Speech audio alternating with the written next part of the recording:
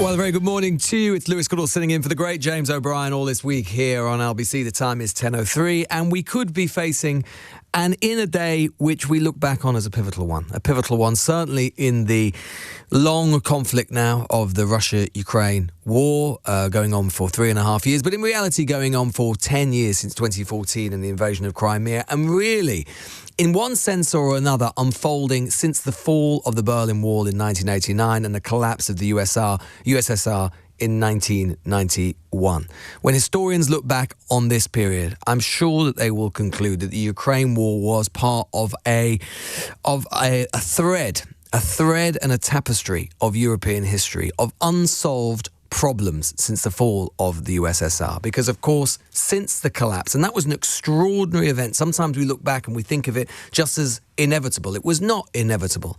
We had never before seen a political entity of that size, a superpower, collapse pretty much without a shot being fired. Mikhail Gorbachev, the last chairman of the USSR, could be said to have should take a lot of credit for that. It could have been very different. It could have been like China and Tiananmen Square, where a communist regime decided to try and cling on by its fingertips down the barrel of a gun. That did not happen. The USSR collapsed.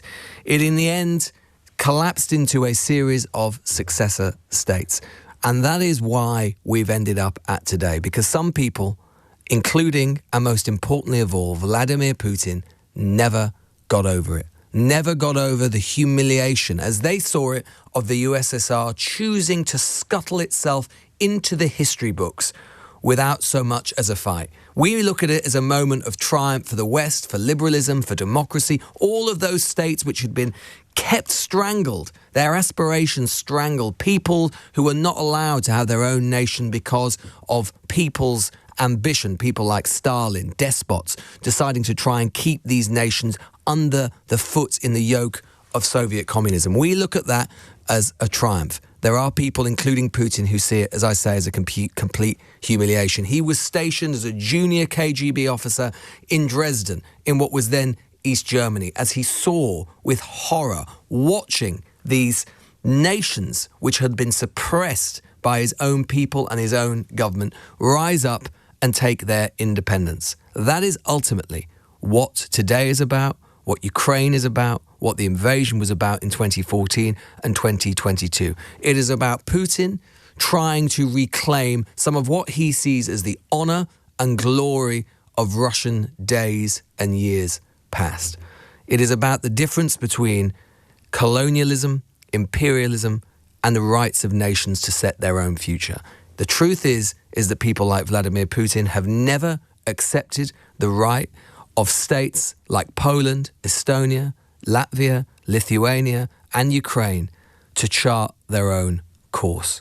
And the long history, the 30 years or so since the fall of the USSR, has been about Russia and about Putin in particular doing what he can to try and address what he sees as the historical wrong and humiliation of the collapse of the USSR. He cannot in his bones accept that the Ukrainians are a free and independent people with the right to choose their own future, whether that's with the West or with the Russian East. And the fact that so often they have elected, literally and figuratively, to choose the West, to choose the EU, to choose NATO, to choose Europe over the East, he cannot comprehend. He believes every time they do that it must be some bit of trickery, some bit of political mastery that Europe is trying to pull off in some way, some dirty tricks. It is not.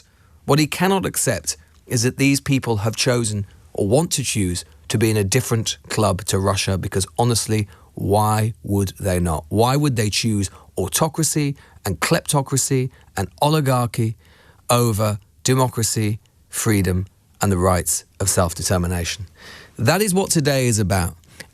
And what is worrying, and what we must worry about, and the thing that I go in today to with some trepidation, and I think this is why so many European leaders have chosen to decamp, to break up their summer holidays, to do something completely unprecedented, which is to descend en masse, basically to a meeting that was not even their own, to go to Washington, D.C. I think those European leaders are worried that Donald Trump, who I will give some credit to in I think being genuine in wanting to end the bloodshed, but is worried that Trump will do that at any cost, that he has been persuaded by Vladimir Putin that it is not Europe and Ukraine that is the problem here, that it is Russia that is not the problem, it is Europe and Ukraine which is the impediment to peace.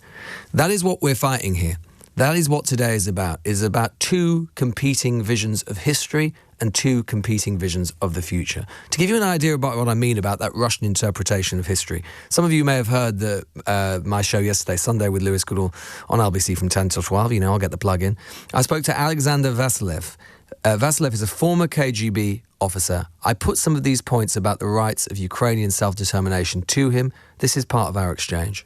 Would you agree that Ukraine has a right to self-determination?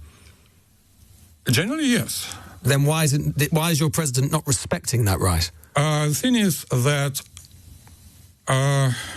let's talk about Crimea. Have you ever been to Crimea? No. I've not been to lots of places that have been invaded. I'm not sure why it's germane. I can't go to Crimea. I would have liked to go, but unfortunately your country decided to illegally annex it. Please, look. Well, it's true. What is important to understand, if you want to understand anything about the events in Ukraine, is that Ukraine, within the borders of 1991, was a creation of the Soviet regime. There was no such thing. Are you saying that there was no such thing as the Ukrainian people? Ukrainian people... They've existed for centuries, separate to Russia. Do you know anything about President Zelensky? Yes. President Zelensky didn't speak Ukrainian at all. Yeah.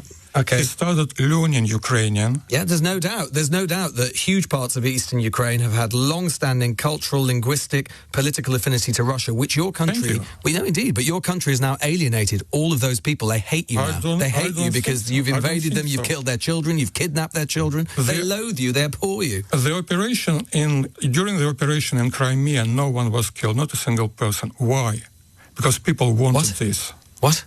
Not a single person was killed during the operation in Crimea in 2014.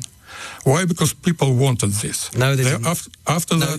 your country, your government set up an illegal and entirely improper election, referendum, quote-unquote, which delivered a massive margin in favour of the annexation. Look, the thing is, Mr. Vasilev, if the Ukrainians wanted to be part of Russia, they could be.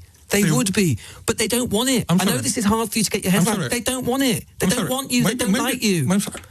That was my conversation there with Alexander Vasiliev. If you want to hear it in full, of course, you can listen back to Sunday with Lewis Goodall via Global Player. I want to talk to you this morning about where you think we might be by the end of the day. Boris Johnson, not someone I would quote all of the time, certainly with any particular relish, but nonetheless, Boris Johnson had it on the money back in 2022 when he was Prime Minister at the start of this war, when he said that however this ended, whenever this ended, and nobody could know or perhaps expected that it would still be going on 3 years later when he said it, but he said that however it ended, this war, Russia must fail and must be seen to fail. Will that be the case at the end of today or the end of this week? Or do you think, perhaps, that we'll be no further forward by then?